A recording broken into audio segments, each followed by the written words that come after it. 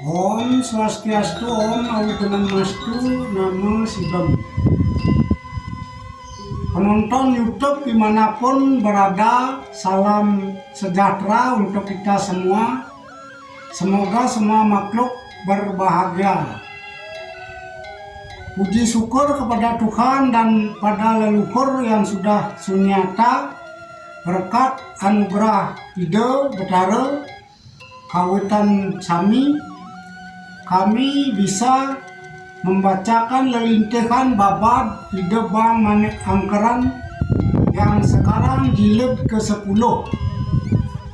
Tujuan kami ngajagang melestarikan sejarah leluhur dan bisama-bisama betara kawitan. Om Loka Samasta Sukino Bawantu. Cokorda Ngalian memperluas wilayahnya. Diceritakan Cokorda Panji di Ngalian berkeinginan untuk memperluas wilayahnya. Kemudian dia datang ke Uruk Mengandang mempermaklumkan sebagai utusan ide dalam yang berkehendak agar Kiai Anglurah Pinatih menghadap kepada dalam digel-gel semuanya, diiringi oleh rakyat, para putra dan cucu, karena ada hal penting yang hendak dititahkan oleh ide dalam. Pada saat itu diadakan pertemuan dengan semua sanak saudara yang terkemuka seperti antara sang kakak dan sang adik. Kesimpulan pertemuan itu, sang kakak akan melaksanakan perintah ide dalam, namun sang adik tidak akan mengikuti perintah ide dalam. Saat itu berkata sang kakak Kiai Anglurah Gede Pinatih kepada adiknya Kiai Anglurah Made Sakti, bila Adinda tidak akan mengikuti Kanda, Kakanda akan menghadap kepada ide dalam.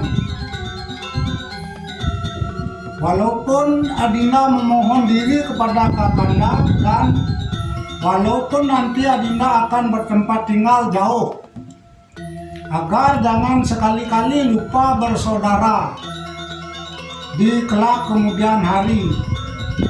Kemudian berkata adiknya, "Udah kakandaku, Dinda menuruti kata-kata Kanda." Setelah usai pertemuan itu kemudian dibagi dua milik beliau berdua seperti pusaka sampai dengan rakyatnya.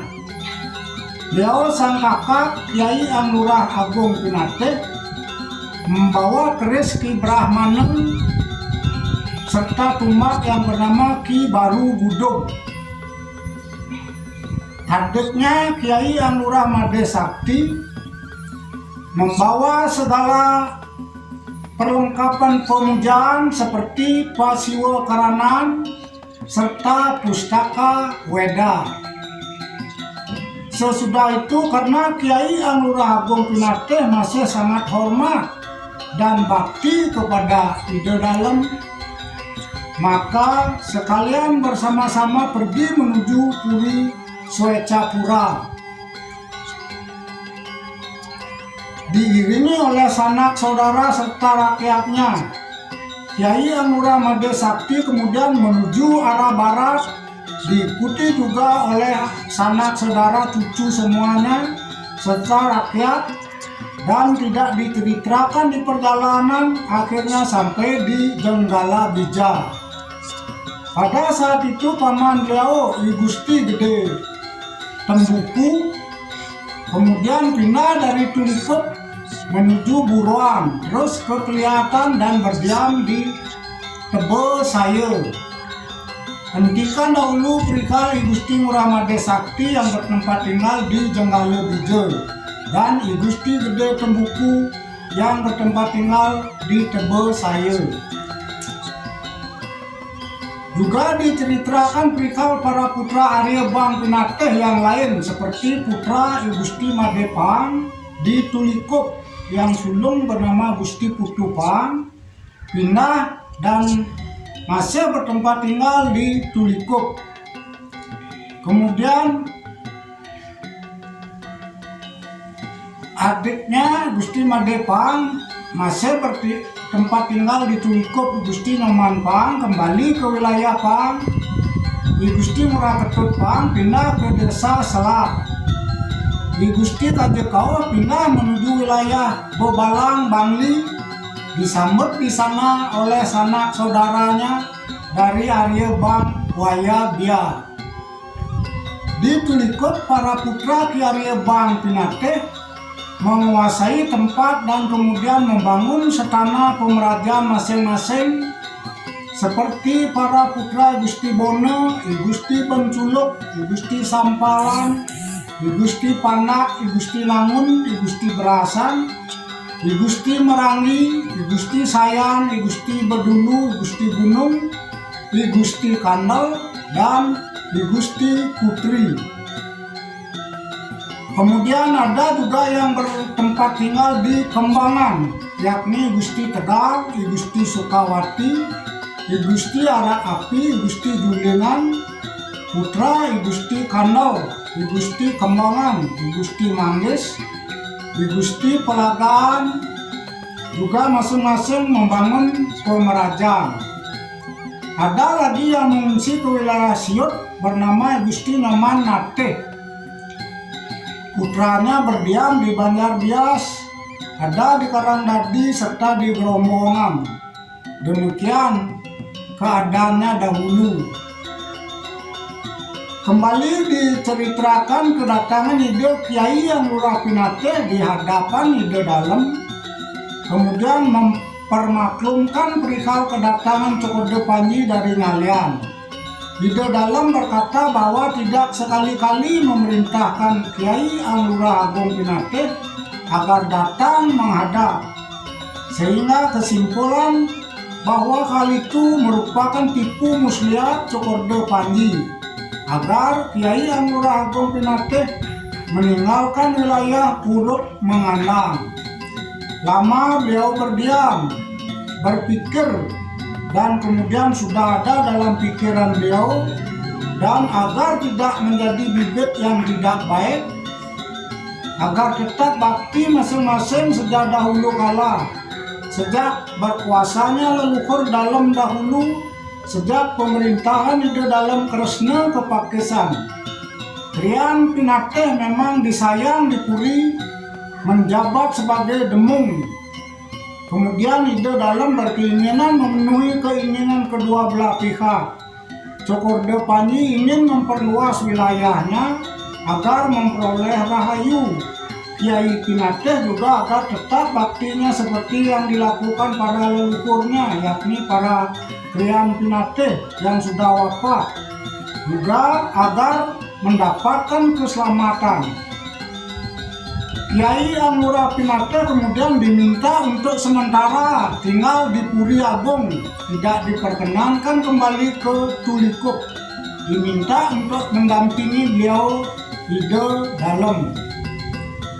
Diceritakan tidak lama Cokordo Ngalian memegang wilayah Tulikup, kemudian diserang oleh Raja Gianyar.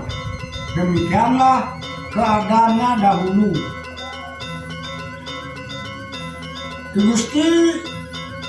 Kiai Gusti Murah Agung Pinate diberi tempat di Bukit Mekar menjadi desa Sulang. Singkat cerita, ide dalam mengadakan utusan untuk mencari tempat tinggal bagi Kiai Lurah Pinate di perbatasan wilayah Klungkung dan Karangasem bernama Bukit Mekar. Walaupun tempat itu sempit, atas perintah ide dalam, ide Gusti Yang Lurah Agung Pinate Resi kemudian bertempat tinggal di sana, diiringi oleh putra sanak saudara, rakyat semuanya mengiringi. Tempat itu kemudian diberi nama Desa Sulang. Sedatang di Bukit Mekar, beliau pertama kali mengukur tempat untuk pengrajaan, tempat kuri, mengukur tempat untuk kayangan tiga, serta tempat kuburan, dan rumah tempat tinggal rakyatnya semua.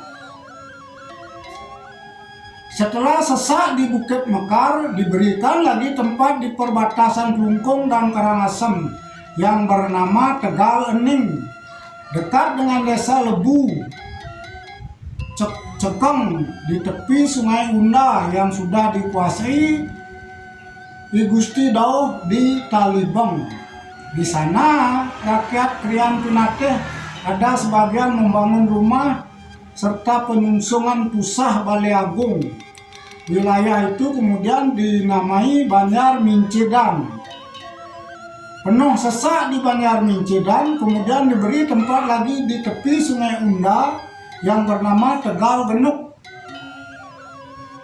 yang kemudian diberi nama Banjar Gerombongan.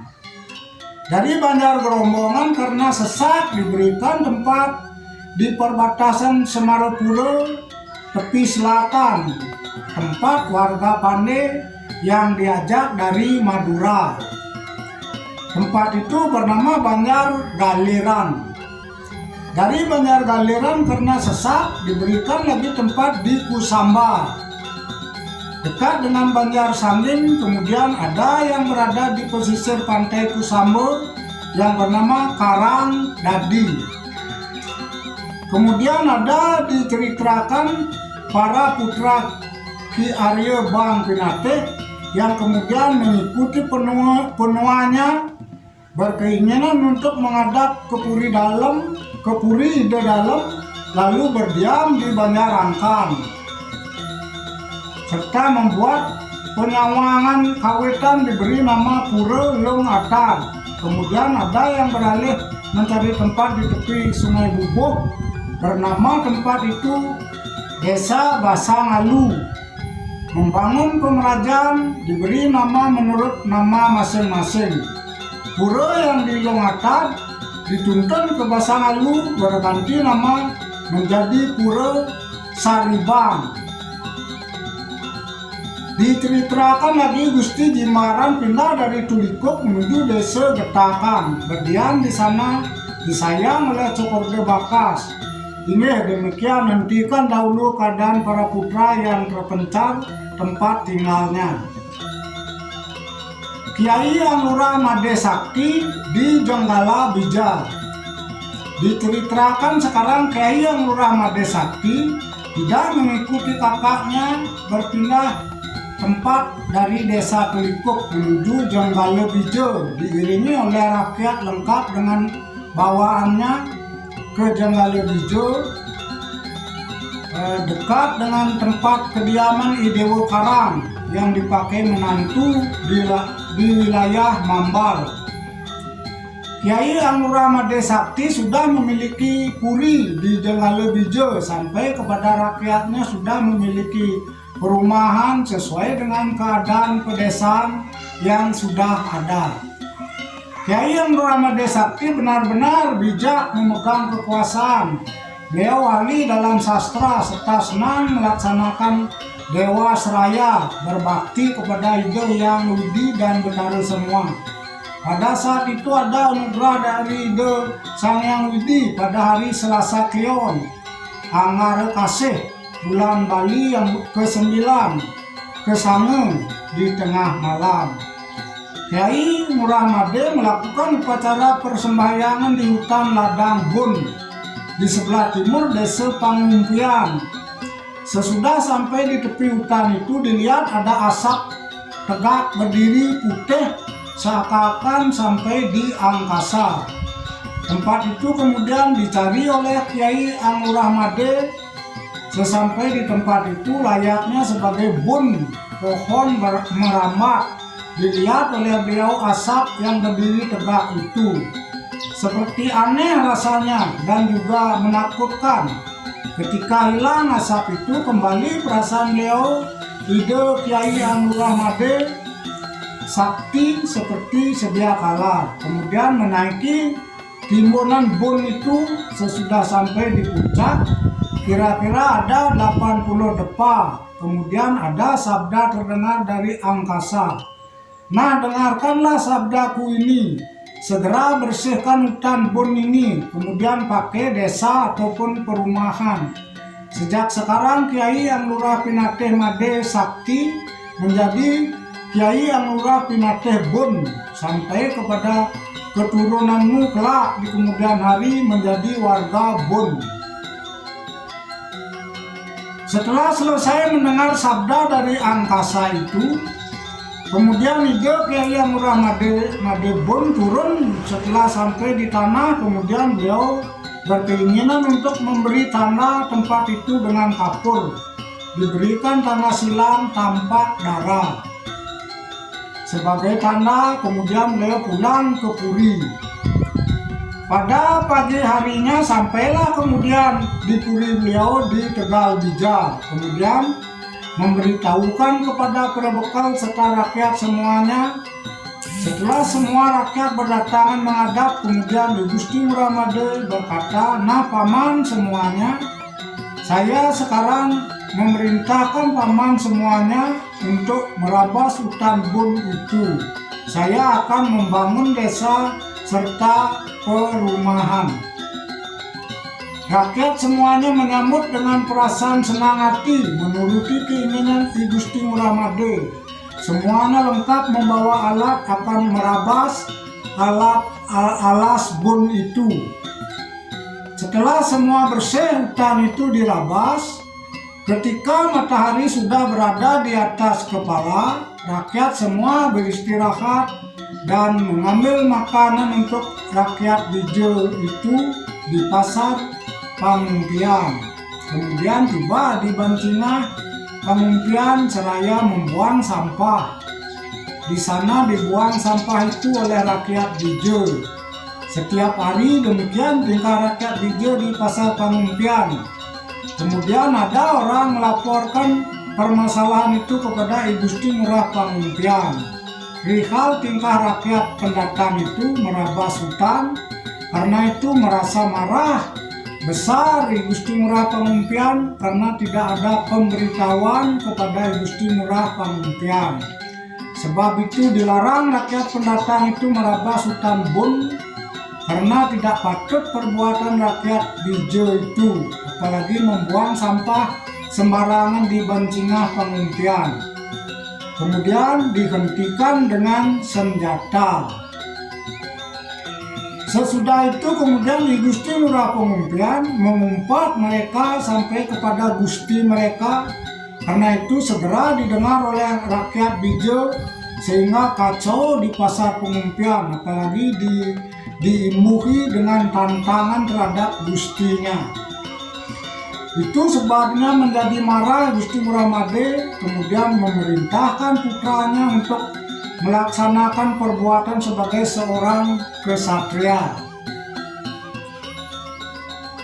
Saat itu Gusti Putu Bijo sebagai putranya mengikuti ayahnya bersama rakyat semuanya membawa senjata, bersorak-sorai semua dipimpin oleh sang ayah. Kemudian masuk ke Puri Pangumpian. Sangat ramailah perang di sana, saling tusuk, saling penggal. Itu sebabnya banyak yang mati. Sungguh riuh sekali perang antara Bijo lawan Pangumpian. Banyak yang mati dan banyak juga yang luka. Saat itulah kemudian berperang tandem I Gusti Ngurah Made lawan Gusti Ngurah Pangumpian. Kemudian kalah I Gusti Ngurah Pangumpian dan kemudian meninggal. Sejak itu orang-orang di Pangumpian kalah. Kemudian ada yang pergi berpencar mencari tempat, ada yang mengungsi ke pegunungan, ada yang ke arah selatan ke desa Kusiman, ada di Suwung, di Wimbo, serta di Blungbongan, di Kapal. Demikian kesaktian Kiai Yang Lurah Made. Itulah sebabnya kemudian beliau diberi gelar I Gusti Yang Lurah Sakti Bija. Hentikan dahulu cerita di Bun Pangumpian. Diceritakan sekarang yang memegang kekuasaan di wilayah Mengi yang bernama Gusti Made Agung Alang Kajeng serta bergelar Cokorda Agung Made Bane. beserta adiknya Gusti Nyoman Alam Kajang serta I Dewo Karang di Mamar menanyakan perihal peperangan itu. Kiai Yang Murabun kemudian mengatakan perihal mendapatkan anugerah dari Yang Maha Kuasa. Berkata Cokordo, "Nah kalau begitu Dinda Murabun yang memang benar serta murah beserta rakyat patut beralih tempat dari wilayah Jenggala Bijo berkumpul di Desa Bun agar sesuai dengan nama wilayah." Diceritakan sekarang yang menjadi pendeta bernama Ide Pedanda Wayan Abian mempunyai putra bernama Ide Wayan Abian. Adiknya bernama Ide Ketut Abian, dipakai ipar serta menantu oleh Kiai Murabun. Itu sebabnya beliau berdiam di wilayah Bun serta juga berganti nama menjadi warga Bun. Beliau kemudian dijadikan Cudemani oleh Ki Arya Bun serta juga warga Ki Arya Bijo. Demikian kesimpulan pertemuan di Gria Sanur. Kemudian juga Gusti Ngurah Made Bijo dapat berdiam di Desa Beranjengan, mendapatkan rakyat 300 orang, didampingi oleh menantunya yang bernama Ide Ketut Murah. Diceritakan Gusti Putu Bijo di Beranjengan diiringi oleh para putranya semua membuat senjata 40. Senjata itu kemudian diberi nama Dolo dan Beranjengan. Semua senjata itu bertahtakan emas, kemudian dipergunakan sebagai alat upacara di pura-pura serta dipakai peringatan di kelak kemudian hari. Ada juga terlahir dari warga Beranjengan bernama Gusti Ngurah Gede Bijo, adiknya bernama Gusti Ngurah Made Bijo Beranjengan, Gusti Ngurah Anom Lengar, serta terakhir bernama Gusti Ketut Bijo Tangkang. Itu semua lahir dari Puri Beranjengan, di samping ada yang wanita. Dikisahkan Gusti Putu Bijo yang bertempat tinggal di Beranjengan disusupi oleh loba tamak moho hatinya. Itu sebabnya berani kepada ayahandanya Kiai Ngurah Made Bijo Bun, sehingga tidak ingat lagi bersaudara maupun berayah. Itu sebabnya bertentangan Beranjengan dengan warga Bun. Muncul kesal hati Kiai Ngurah Bun untuk berbicara dengan putranya yang ada di Puri Beranjengan, karena anaknya itu merasa diri pintar, tidak lagi peduli dengan kelebihan orang lain. Karena itu menjadi marah, Kiai Ngurah Made Bun kemudian melakukan perbincangan dengan putranya yang lain seperti Gusti Ngurah Made Bijo Bun, Gusti Anom Bijo, Gusti Ngurah Teja, Gusti Ngurah Alit Padang, agar merebut saudaranya yang ada di Beranjengan.